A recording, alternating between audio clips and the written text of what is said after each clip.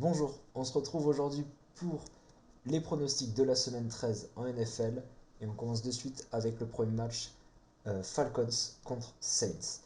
Un match où je vois les Saints aller chercher cette victoire assez largement. Je vois une victoire des Saints 28-10 contre ces Falcons. Même si les Falcons ont fait un très beau, enfin, ont bien gagné leur dernier match 43-6 contre les Raiders, ce qui n'est pas une petite équipe, mais je les vois mal reproduire cet exploit face aux Saints, qui ont une défense beaucoup plus solide, qui ont la défense qui encaisse le moins de yards par game, euh, qui ont une attaque solide aussi, que ce soit avec Taysom Hill ou Drew Brees. C'est deux styles de jeu différents, mais c'est quand même une attaque très solide, celle des Saints. Les Falcons se sont déjà fait, on va dire, battre assez largement par les Saints plus tôt dans la saison. Et je pense que ce sera à peu près pareil. Surtout que Todd Gurley et Julio Jones sont incertains. Et même s'ils sont là, ça veut dire qu'ils auront peut-être encore un peu de mal par rapport à leurs blessures qu'ils ont eu. Comme ça dépendra, on va voir ce week-end. Mais les Falcons, à mon avis, ne pourront pas gagner ce match. Donc victoire des Saints 28-10. Après, c'est le match Browns contre Titans. Là, je vois une victoire des Titans, pardon, 27-21. Les Titans qui nous ont montré ce week-end que c'était une équipe pas à prendre à la légère. Ils ont battu les Colts, ils les ont détruits aussi. Ils ont mis 45 points. Le Derek Henry est monstrueux actuellement. C'est lui, à mon avis, qui porte cette attaque. Même si Ryan Tannehill se débrouille très très bien en quarterback, j'aime bien son style. Euh, mais actuellement, la menace d'Eric Henry est tellement importante que Ryan Tannehill a beaucoup moins de pression sur lui. Je m'explique, c'est-à-dire que il y a moins d'équipes qui vont les. Enfin, il y a moins d'équipes. Il y aura moins de blitz qui vont être tentés sur Ryan Tannehill parce que la pression que met Derek Henry est tellement énorme qu'on ne peut pas se le permettre. Derek Henry, il faut être au moins à 2 ou 3 pour le, faire, pour le tomber, pour l'arrêter. Et si on met un ou deux joueurs pour aller blitzer Tannehill, on n'a plus ces joueurs si jamais Derek Henry a la balle. Donc, sur ce point-là, c'est l'équipe des Browns ne pourront pas arrêter l'attaque des Titans. Et inversement, par contre, l'attaque des Browns, elle, est vraiment incertaine chaque semaine. À part Nick Chubb, qui est quand même celui qui reste le plus régulier dans cette attaque, j'ai pas confiance en Baker Mayfield. Il nous prouve pas que c'est un quarterback de. Enfin, c'est le premier, c'est un mec qui est sorti premier de la draft. Je j'ai pas l'impression qu'il nous montre ça. Donc j'ai beaucoup de mal avec Baker Mayfield. J'attends plus de lui. Peut-être que je me trompe, j'espère me tromper pour lui.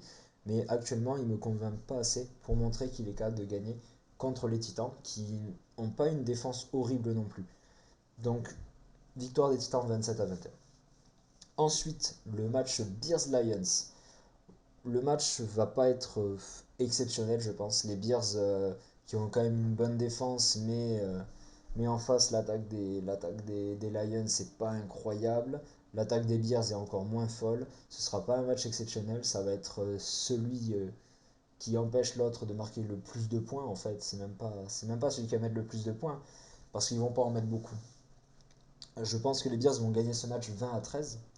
Euh, mais voilà, on sait que d'un côté, on a Mitchell Trubisky qui va sûrement être le quarterback, parce que Nick Foles est encore en blessure. Et de l'autre, on a Matthew Stafford qui est en plus incertain et qui nous fait pas une excellente saison. Donc je vois quand même les Bears s'imposer, mais je pense pas que ce soit un gros match, un match à voir quoi. Ce sera pas vraiment un très beau match si j'ai le droit de dire ça. Ensuite, Dolphins Bengals. Là, on va sur un match un peu plus intéressant. Parce que les Dolphins, je vois pas tu vas revenir maintenant. Je vois encore Ryan Fitzpatrick faire son match. Gagner ce match face à une équipe des Bengals, même s'il n'y a pas Joe Bureau qui va aller tenter quelque chose. On sait qu'ils vont pas réussir à gagner plus de matchs, les Bengals, mais, mais je trouve que cette équipe des Bengals a quand même un bon esprit et va vouloir tenter des choses. Ils sont en phase de construction, on le sait. Et, et je le pense qu'ils vont mettre 10 points dans ce match. Ça m'étonnerait qu'ils mettent plus parce qu'on n'oublie jamais Joe Mixon qui fait une très bonne saison, qui est un running back à pas prendre à la légère. Il fait partie des 10 meilleurs running backs pour moi. Donc je pense qu'ils vont quand même pouvoir mettre un touchdown. Ils pourront pas gagner le match face aux Dolphins qui ont une bonne défense. Mais, euh, mais voilà, ça va être intéressant de revoir Fitzpatrick peut-être reprendre un peu plus les rênes pour son troisième match d'affilée depuis que Tua est un peu sur la touche là. Donc voilà, donc 24-10 pour les Dolphins. Peut-être un peu plus intéressant que le match Bears-Lions parce qu'il y aura sûrement d'autres choses à voir. Le match d'après, c'est Vikings-Jaguars. Euh, les Jaguars qui sont pas très bien non plus, ils sont quasiment à la même hauteur que les Jets. Sans Gardner Minshew, ils ne pourront pas gagner un match de plus. Luton ne fait pas le taf en quarterback. Leur défense est très faible, ils n'ont pas vraiment de bons receveurs et, et ils n'ont pas de running back non plus. Enfin, de running back bon. Donc, les Jaguars face à une défense comme celle des Vikings, ça va être très compliqué. Et ce week-end, en plus, on a vu que les Vikings, offensivement, avaient de quoi répondre. Ils ont Dalvin Cook, ils ont Alden Thielen et ils ont un Kirk Cousins qui, quand veut y aller, montre des choses assez intéressantes. Donc, je pense que les Vikings vont s'imposer 27-14 contre les Jaguars. Et, euh, et j'attends de voir si cette attaque des Vikings reste un peu plus régulière.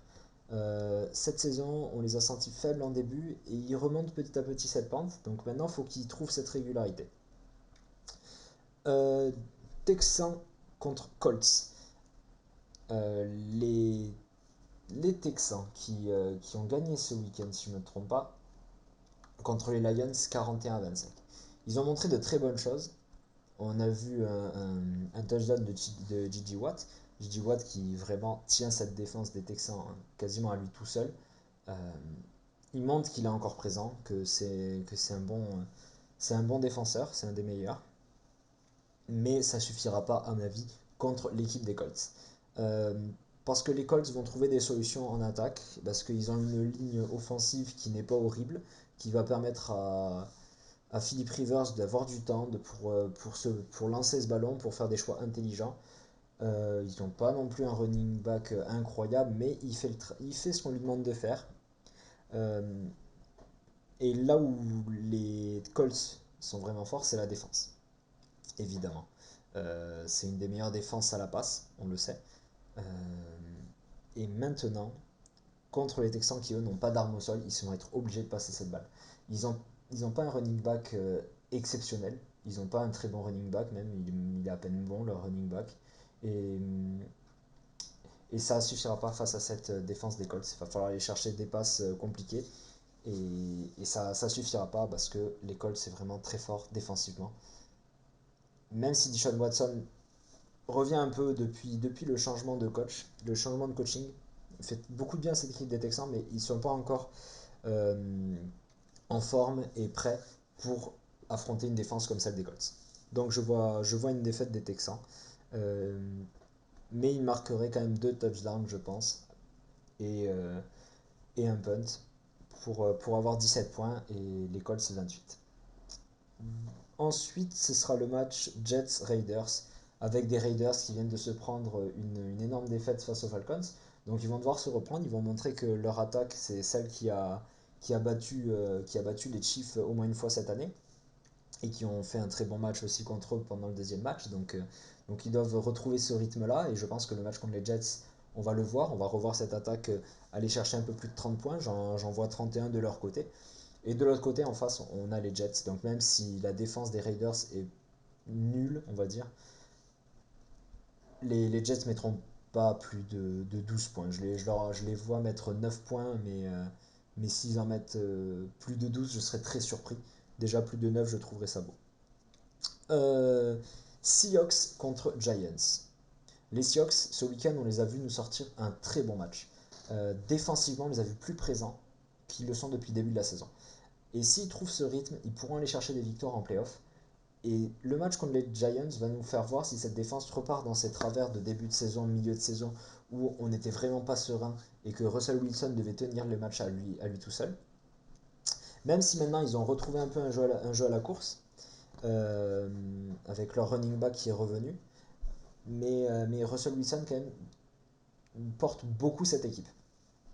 Heureusement que devant, il a les receveurs qui vont avec, parce que ça l'aide énormément, mais c'est lui qui tient cette équipe, hein. Et contre les Giants, ça va être à cette défense de nous montrer que c'était pas un coup de chance ce week-end face aux Seahawks. Donc j'espère que les Seahawks, je vois les Seahawks pardon, gagner 27-20, et j'espère voir un gros travail défensif des Seahawks pour nous montrer qu'ils peuvent aller chercher des matchs en playoff. On peut parler vite fait des Giants, ils sont premiers de leur division. Honnêtement, je les attendais pas à avoir au moins 4 victoires cette saison. Et je suis surpris, je trouve que c'est un bon travail, mais je les vois vraiment pas gagner contre des grosses équipes comme les Seahawks. Parce que les Giants actuellement sont l'équipe qualifiée en playoff dans la NFC East, mais ils pourront jamais gagner un match de playoff. Aucun de la NFC East ne pourra gagner un match de playoff, mais c'est comme ça. Et je ne les vois pas gagner du coup contre les Seahawks, qui eux sont des prétendants pour des matchs de playoff. Cardinals Rams. Ce match va être très intéressant parce que dans cette NFC West, où on a quand même trois concurrents pour les places en playoff avec les Seahawks, les Cardinals, les Rams, je pense que ce match-là, Cardinals-Rams, va signer la fin pour une des trois équipes. Ce ne sera pas les Seahawks, mais ce sera entre les Rams et les Cardinals.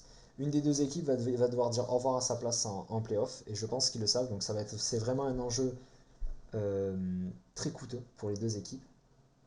Mais je pense que les Rams ont un mental et un coaching qui vont leur apporter leur victoire. Ils ont perdu contre les 49ers, mais il y avait beaucoup d'erreurs offensives. Et connaissant leur coach qui répond très bien aux problématiques qu'ils ont eues dans cette saison, qu'ils ont eues les saisons passées, je les vois très bien rebondir sur ce match contre les Cardinals et aller chercher cette victoire pour peut-être même repasser première division en cas de défaite des Seahawks. Euh, les Cardinals, c'est pas que je crois pas en eux, c'est que défensivement, c'est pas assez solide. Je les sens un peu faiblir en cette fin de saison. La défaite contre les Patriots nous le montre. Et, euh, et là, ils affrontent la deuxième meilleure défense de NFL. Enfin, bon, une top 5 défense, on va dire, c'est très compliqué de trouver la meilleure, la deuxième, tout ça, défense. Mais une top 5 défense, avec, si Aaron Donald sort un très gros match, un Kyler Murray qui va se retrouver sous pression et qui pourra pas réussir à faire ce qu'il nous fait depuis le début de la saison et qu'il a beaucoup de mal à faire depuis 2-3 semaines. Chargers Patriots. Les Patriots ont gagné ce week-end face aux Cardinals, mais je ne les vois pas gagner face aux Chargers. Peut-être parce que j'ai envie de croire en cette équipe des Chargers qui avec Justin Herbert, nous montre quelque chose d'assez intéressant. Justin Herbert, je disais il y a 3 semaines, que pour moi, Tua Tagovailoa était le meilleur quarterback rookie de cette saison. Et avec le match qu'on a vu la semaine dernière et le match de cette semaine, je pense que Justin Herbert mérite plus ce titre que Tua. Euh, Justin Herbert propose des choses très intéressantes. Il a redonné un peu une nouvelle dimension à cette attaque des Chargers. Il, comment dire, je vais trouver les mots pour expliquer, mais il a trouvé un peu son style dans cette attaque. C'est lui qui dicte la chose. Il montre qu'il est quoi. Ils ont bien fait de le choisir, que ce sera lui le quarterback pour les 10 prochaines années au moins des Chargers. Et j'aime beaucoup ce qu'il produit et j'ai envie de croire qu'ils sont capables de gagner un match contre les Patriots de Belichick, parce que Belichick, on le connaît, c'est un très bon coach. Et la nouveauté, l'originalité qu'apporte Herbert va poser problème, je pense, au coaching de Belichick avec les Patriots qui sont un peu en difficulté. Ils manquent de régularité, ils gagnent des matchs très serrés, c'est très dur pour eux. Cam Newton ne m'impressionne pas vraiment. Je ne suis pas vraiment impressionné par Cam Newton. Leur attaque ne m'impressionne pas en fait aux Patriots. C'est la défense qu'ils font qu'ils n'aient pas perdu plus de matchs, de ce que j'en pense. Mais là, contre les Chargers, j'ai bien hâte de voir comment réagit Belichick et j'espère même que les Chargers vont s'en sortir pour mettre un petit coup aux Patriots et les obliger à se renforcer encore une fois l'année prochaine à revoir un peu leurs erreurs et gagner pour les Chargers qui méritent peut-être plus de victoires en cette saison parce qu'ils n'ont pas eu un calendrier facile quand même. Donc victoire des Chargers 24-21. Packers contre Eagles. J'ai eu un peu de mal à juger ce match parce que les Packers devraient gagner en toute logique. Les Eagles sont une très mauvaise équipe actuellement. Cependant, c'est une équipe très physique. Et on sait que les Packers, contre des équipes physiques qui défendent bien aussi, ils ont beaucoup de mal. L'année dernière, ils ont perdu contre les Eagles de Philadelphie. Et j'ai peur que ça se reproduise cette année pour eux. Normalement, ils devraient gagner parce qu'ils ont les armes offensives pour le faire. Défensivement, il n'y a pas beaucoup de jeux au sol du côté des Eagles. Donc, ça leur fait une faiblesse en moins. Ils devraient gagner ce match. Mais je ne peux pas enlever ce côté physique qui leur coûte souvent cher. Qui coûte souvent cher aux Packers. Donc je les vois quand même gagner 31-17, mais je ne serais pas vraiment surpris s'ils se font surclasser physiquement et qu'ils vont perdre le match. Ensuite, Chiefs Broncos. Les Broncos ce week-end, ils ont pris une déroute face aux Saints, 3-31. C'est la première fois que je vois un match avec plus d'interceptions que de passes complétées. J'espère pour eux que ce week-end, pour tout le monde, parce que sinon, sinon l'issue du match sera vraiment décidée à l'avance, ben, qu'ils retrouvent un quarterback, parce que leurs trois quarterbacks absents leur fait beaucoup de mal. Et là, ils affrontent en plus les Chiefs, c'est très dur pour eux. Ils se retrouvent sans quarterback contre les Saints, qui est actuellement pour moi la deuxième meilleure équipe de NFL. Et cette semaine, ils ont toujours leur quarterback incertain, et ils affrontent la meilleure équipe NFL. Déjà, leur calendrier aux Broncos est très dur. Mais là, ils affrontent les Chiefs avec Patrick Mahomes. Je le dis toutes les semaines, mais il est vraiment trop fort. Il est incroyable. Il montre que son contrat de 10 ans, il le vaut. Et ce week-end, on l'a encore vu. Défensivement, c'est pas du tout mauvais du côté des Chiefs. Les Broncos, défensivement, ça va, mais ils peuvent pas supporter ça. Surtout si leur attaque ne trouve pas des solutions pour garder le ballon assez longtemps. Quand on est souvent sur le terrain, qu'on prend souvent une pression, forcément au bout d'un moment ça va passer. Donc je pense que les Chiefs vont gagner 35-10 et que la défense des Broncos va se prendre quelque chose dans la tronche incroyable. Ils vont se prendre attaque sur attaque, ils vont pas avoir le ballon à un seul moment. Ça va être très dur pour eux. Steelers-Washington. Un match intéressant parce que pour moi, les Steelers, ils commencent à faiblir offensivement. Défensivement, ils sont très solides, on va pas se mentir, c'est pareil, top 5 défense, on le sait. C'est énorme ce qu'ils proposent en défense. Mais offensivement, ça fait quand même quelques semaines, je trouve, qu'il n'y a plus la même intensité. Je ne sais pas ce qui manque. Il manque peut-être un jeu au sol pour donner de la diversité. J'aime beaucoup leur corps de receveur avec Johnson, Claypool et Smith-Schuster. J'aime beaucoup Big Ben. Mais en ce moment, je trouve que ça manque de quelque chose. Ça manque d'intensité, il y a moins de réussite. Ils commencent à faiblir.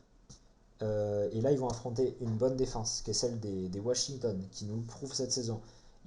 C'est la quatrième défense au niveau des yards par game, des yards concédés par game.